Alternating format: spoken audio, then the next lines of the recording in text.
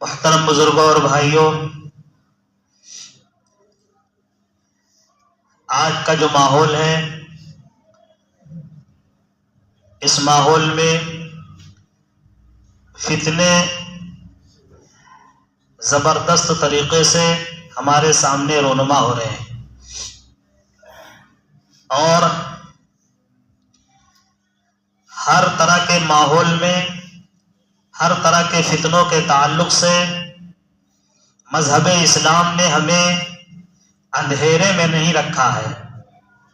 مذہب اسلام نے ہمیں اس سے ناواقف یا جاہل نہیں رکھا ہے کہ ہم ان فتنوں کو نہ جانیں اور ان فتنوں میں ہم کیسے رہیں، زندگی گزاریں، کیسے اپنے آپ کی حفاظت کریں، بچاؤ کریں۔ مذہب اسلام نے ہمارے ساتھ ایسا نہیں کیا ہے، بلکہ ہر فتنے کا، بلکہ حدیث میں روایت میں ہے کہ اللہ کے رسول صلی اللہ علیہ وسلم کا طریقہ یہ تھا کہ کسی اور احکامات کے تعلق سے یا کسی اور مضامین کے تعلق سے تھوڑا بہت اشارے میں بیان فرمایا کرتے تھے، لیکن جب فتنوں کا ذکر کرتے تھے اللہ کے رسول صلی اللہ علیہ وسلم تو بہت ہی تفصیل کے ساتھ واضح الفاظ میں، واضح انداز میں فتنوں کا ذکر کرتے تھے، تاکہ ہر ایک کے ذہن میں فتنے بیٹھ جائیں اور فتنوں میں کیسے اپنے آپ کی حفاظت کریں، کیسے بچاؤ کریں، ان کو اللہ کے رسول صلی اللہ علیہ وسلم بہت ہی تفصیل کے ساتھ بیان کیا کرتے تھے۔ اس قدر فتنے قیامت سے پہلے واقع ہوں گے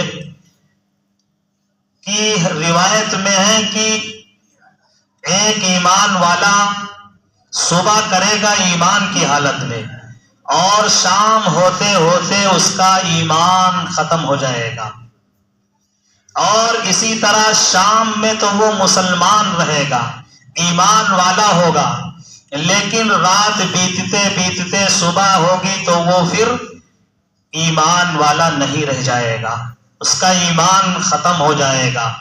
اتنے بھیانک فتنے قیامت جب قریب ہوگی تو رونما ہوں گے۔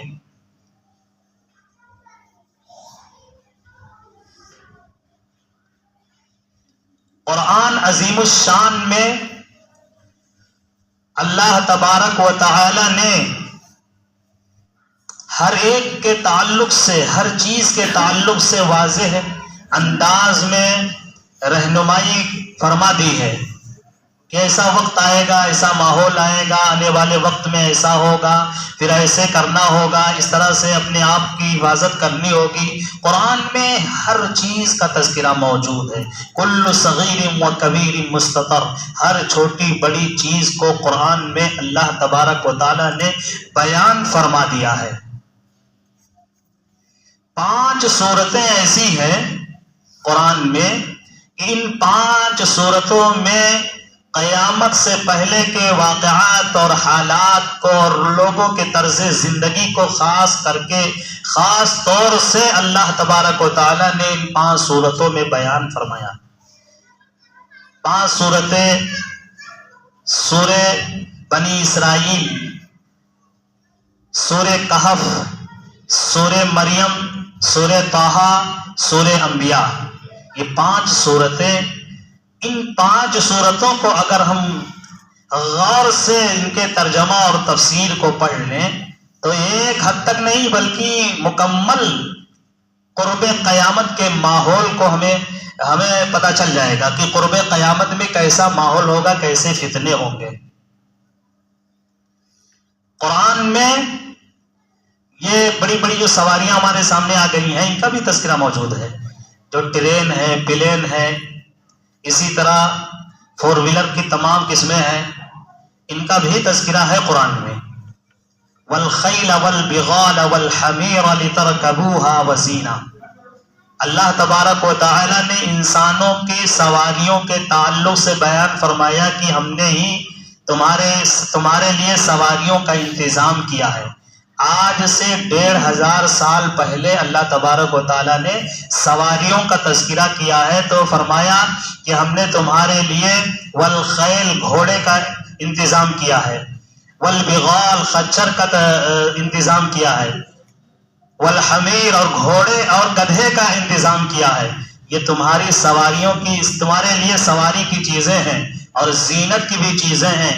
اس زمانے میں جس کے زیادہ گھوڑے ہوتے تھے وہ بہت اعلیٰ مانا جاتا تھا، بڑا مانا جاتا تھا۔ آگے اللہ تبارک و تعالیٰ نے اسی آیت میں بیان فرمایا وَيَخْلُقُ مَا لَا تَعْلَمُونَ، اور بھی مزید سواریوں کا اللہ انتظام کرے گا، بھی کیا نہیں ہے، کرے گا، مَا لَا تَعْلَمُونَ، جس کو ابھی نہیں جانتے ہو۔ 1500 سال پہلے اللہ تبارک و تعالیٰ نے فرمایا کہ آنے والے وقت میں سواریاں بدل جائیں گی اور بھی سواریوں کا انتظام تمہارے لیے کیا جائے گا ہمارے طرف سے، لیکن ابھی ان سواریوں کو تم جانتے نہیں ہو۔ یہ سواریاں ہمارے سامنے آ گئیں، ہمارے سامنے سواریاں ٹرین، پلین، 4 ویلر، 2 ویلر، جتنی قسمیں ہیں ان پر ہم سوار ہو کر کے اور سفر کرتے ہیں۔ انہی کے تعلق سے اس آیت میں مفسرین کرام نے بیان فرمایا کہ اللہ نے بیان کیا۔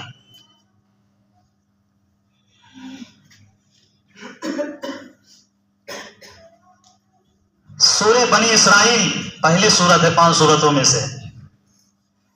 سب سے پہلے سورتوں کا جو نام ہے، کسی سورت کا نام ایک نہیں ہے، 2 ہے۔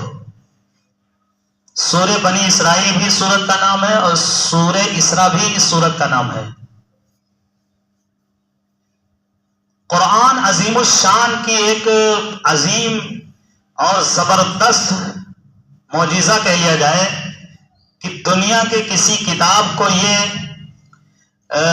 مقام حاصل نہیں ہے کہ اس کتاب میں جہاں سے پڑھا جائے وہیں سے سمجھ میں آنے لگے،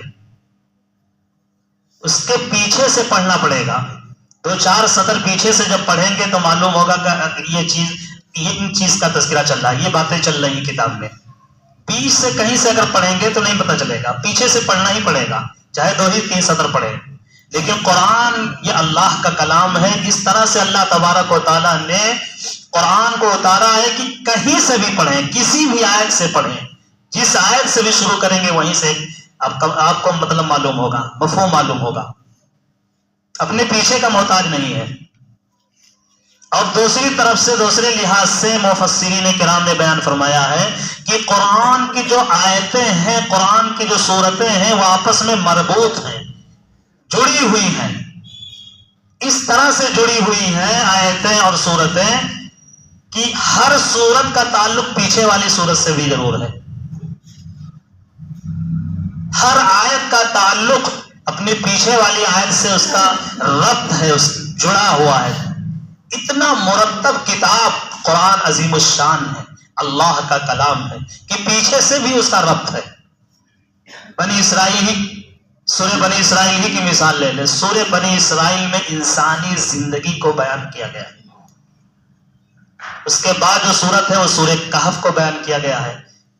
بنی اسرائیل میں بہت بڑے بڑے فتنوں کا تذکرہ ہے، اور فتنوں کے ذکر کرنے کے بعد ایک دوسری سورت اللہ کی طرف سے نازل کی گئی، وہ سورہ کہف ہے۔ تو یہ جو سورتوں کا نام ہے، یہ سورت کا نام اللہ کی طرف سے رکھا گیا ہے۔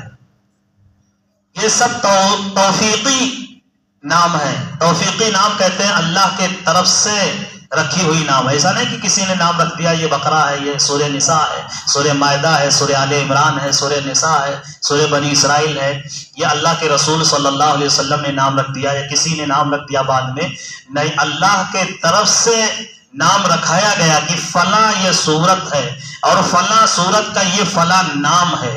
اور جو آیتیں نازل ہوتی تھیں، اللہ کے رسول صلی اللہ علیہ وسلم کو حضرت جبرائیل امین بتایا کرتے تھے کہ جو یہ آیتیں نازل ہوئی ہیں، ان آیتوں کو فلاں سورت میں فلاں جگہ پہ اس کو پڑھا جائے۔ اور اللہ کے رسول صلی اللہ علیہ وسلم ایسے ہی صحابہ کرام کو فرمایا کرتے تھے کہ جو آیتیں نازل ہوئی ہیں، نئی آیتیں آئی ہیں اللہ کی طرف سے، ان آیتوں کو سورت کا نام لے کر کے فرمایا کرتے تھے کہ سورہ بقرہ کے فلاں آیتوں کے بعد ان آیتوں کو پڑھا جائے۔ اس طرح سے ہر سورت کا نام یہ من جانب اللہ ہے، اللہ کی طرف سے ہے۔ ساری صورتوں کا نام. اور نام جانتے ہی ہیں کہ نام جس چیز کا ہوتا ہے اس کا تعلق نام میں بہت اہم ہوتا ہے. نام کا جو مطلب ہوتا ہے وہ جڑا ہوا ہوتا ہے، اسی مفہوم میں ہوتا ہے. سورہ بقرہ ہے، سورہ بقرہ، اب اس میں گائے کا تذکرہ ہے. بقرتن کہتے ہیں گائے کو. سورت میں گائے کا تذکرہ موجود ہے. تو جو نام ہے وہ نام کے ساتھ وہ مضامین ہے، اس میں اسی مفہوم میں وہ چیزیں ہیں. تو یہ من جانب اللہ ہے، اللہ کی طرف سے نام سورتوں کے نام ہیں. اسی طرح اللہ کے رسول صلی اللہ علیہ وسلم نے مختلف موقعوں پر فرمایا، نام لے کر کے فرمایا کہ جو کوئی سورہ بقرہ پڑھے گا، سورہ کہف پڑھے گا تو اس کو یہ فضیلت حاصل ہوگی، یہ ثواب ہوگا. سورہ اخلاص پڑھے گا، سورہ فلق پڑھے گا، سورہ ناس پڑھے گا.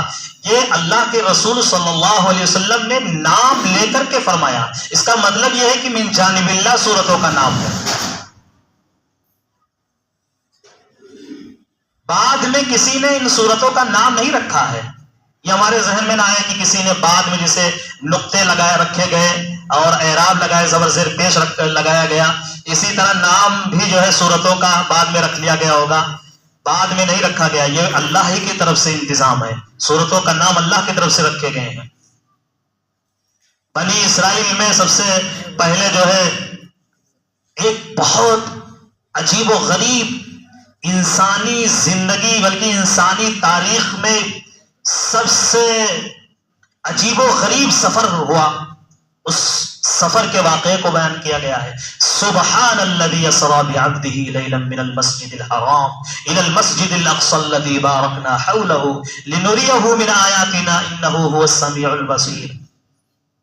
یہ عجیب و غریب سفر ہوا تھا اللہ کے رسول صلی اللہ علیہ وسلم کا.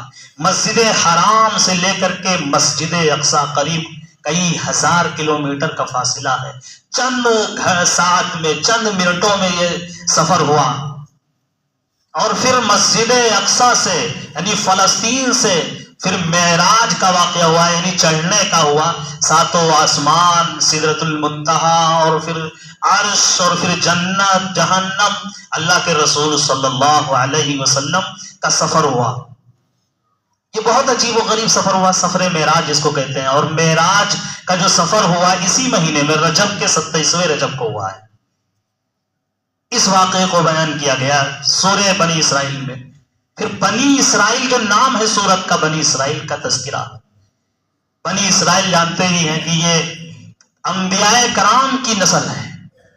اسرائیل حضرت یعقوب علیہ السلام کا نام تھا. ان کی اولاد کو بنی اسرائیل کہا جاتا ہے. بنی اسرائیل کا تذکرہ.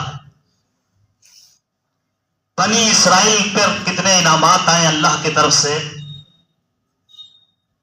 اور اللہ کی طرف سے کتنی مہلت ان کو دی گئی. تاریخ پڑھیں تو حضرت عیسیٰ علیہ السلام تقریباً آج سے 2000 سال پہلے حضرت عیسیٰ علیہ السلام کو انہوں نے صلیب پر لٹکا دیا تھا اپنے اعتبار سے، اپنے عقیدے کے اعتبار سے. اور ان کی جو عدالت تھی، نجی عدالت بنی اسرائیل کی، اپنی نجی عدالت میں انہوں نے ایک قانون لایا اور قانون پاس کرایا کہ عیسیٰ مسیح کو کل پھانسی دے دی جائے گی. لیکن اس زمانے میں بھی ایک پرسنل قانون تھا اور دوسرے ایک عمومی جنرلی قانون، تو اس سے بھی پاس کروانا ہوتا تھا بڑی چیزوں کے لیے. جیسے عمارت شرعیہ، ایک مسجد کا، مدرسے کا جو نظام ہے، یہاں بھی فیصلے ہوتے ہیں. لیکن اگر کرمنل فیصلے ہوں گے، چوری کی جو سزا ہے ہاتھ کاٹنے کا، تو کسی عالم اور مفتی جو ہے اس پر فیصلہ نہیں سنا سکتے ہیں کہ اب یہ چوری ثابت ہو گئی، اس کا ہاتھ کاٹ دیا جائے. بلکہ یہ کرمنل جو ہے معاملہ، مقدمہ لے جایا جائے گا کچہری میں، پھر وہاں کے اعتبار سے جو بھی سزا جو ہے طے پائے. تو ایسے وہاں بھی رومن جو پاور تھا، ان کی جو سلطنت تھی، وہاں سے بھی انہوں نے پاس کرا لیا بنی اسرائیل نے کہ عیسیٰ مسیح کو کل جو ہے سولی پر لٹکا دیا جائے گا. حضرت عیسیٰ علیہ السلام کے بارے میں ہے کہ اپنے خاص حجرے میں رات بھر روتے رہے. آپ کے جو صحابہ تھے، حضرت عیسیٰ علیہ السلام کے جو صحابہ تھے، حواری جس کو کہتے ہیں، حواریین کا تذکرہ ہے، وہ بڑے حیران ہوئے کہ پیغمبر ہمارے رو رہے ہیں. پوری رات روتے رہے.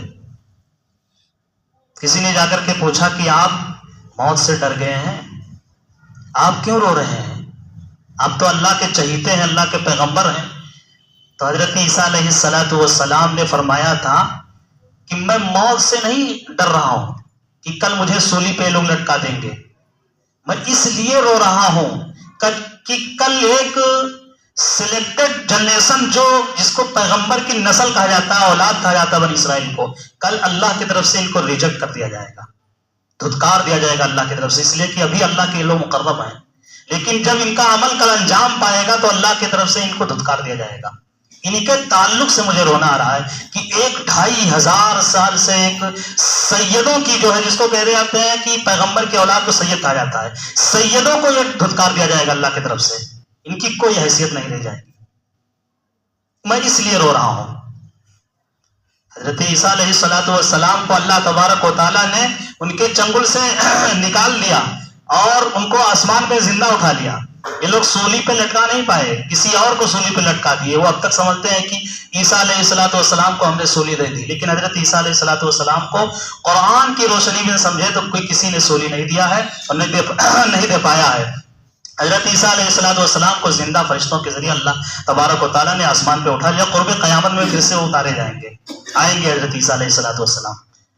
لیکن ان کا جو معاملہ ہوا، ان کو ریجیکٹ کر دیا گیا۔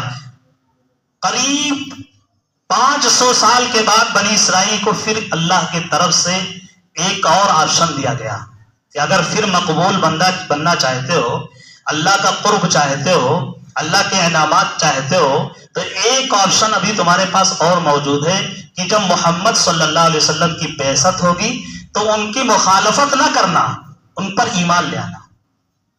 اسی لیے بڑے بڑے حضرت عمران علیہ السلام پیغمبر گزرے ہیں، ان کے جو اولادیں ہوئی ہیں ان کو ساری اولادوں کو مشائخ کہا جاتا ہے۔